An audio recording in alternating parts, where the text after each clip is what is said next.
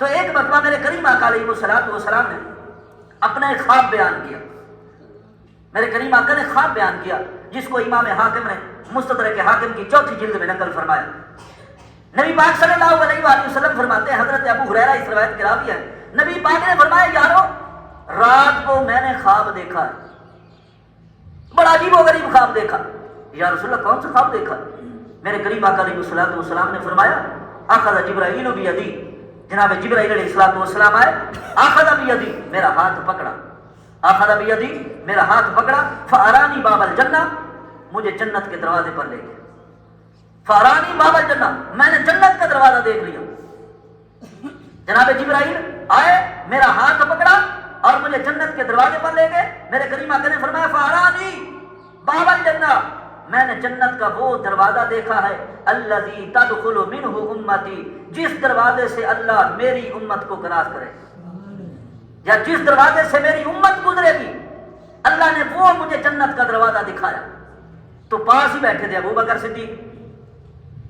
جناب ابو بکر صدیق نے جب نبی پاک کا خواب سنا نا تو جناب ابو بکر صدیق رضی اللہ تعالیٰ عنہ کہنے لگے فقال ابو بکر یا رسول اللہ، حضرت ابو بکر صدیق رضی اللہ تعالیٰ عنہ نے فرمایا وددت انی کنت معک حتی اراہ، یا رسول اللہ کاش جس وقت جناب جبرائیل آپ کو جنت کی طرف لے کے جا رہے تھے، کاش کنت معک میں آپ کے ساتھ ہوتا، حتی اراہ، کاش یا رسول اللہ میں بھی خواب میں آپ کے ساتھ ہوتا، میں بھی جنت کے دروازہ دیکھ لیتا، میں بھی جنت کے دروازے کی سیر کر لیتا، جنت کے دروازے کی زیارت کر لیتا، یا رسول اللہ کاش میں آپ کے ساتھ ہوتا.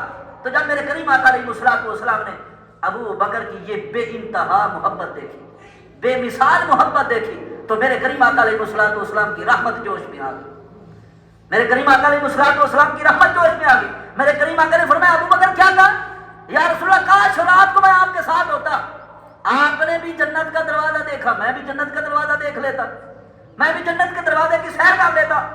تو سامعین محترم حضرت ابو ہریرہ رضی اللہ تعالیٰ عنہ فرماتے ہیں لوگوں جب حضرت ابو بکر صدیق نے خواہش کا اظہار کیا یا رسول اللہ کاش آج رات میں بھی آپ کے ساتھ ہوتا، میں بھی جنت کے دروازے کی زیارت کر لیتا، میں بھی جنت کا دروازہ دیکھ لیتا.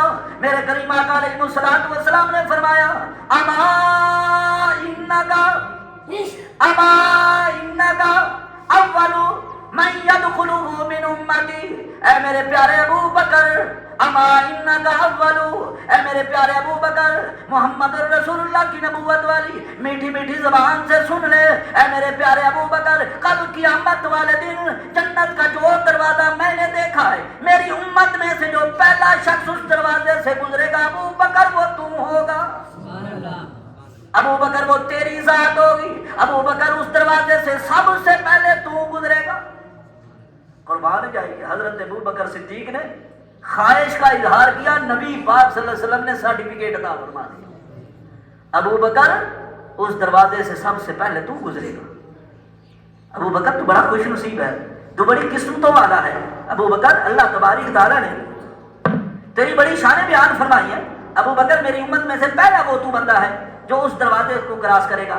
تو سامعین محترم اللہ تبارک تعالیٰ نے جناب حضرت ابو بکر صدیق رضی اللہ تعالیٰ عنہ کو ایسا مقام اور مرتبہ عطا فرمایا ہے جو نبیوں کے بعد آج تک نہ کسی کو ملا ہے نہ ملے گا.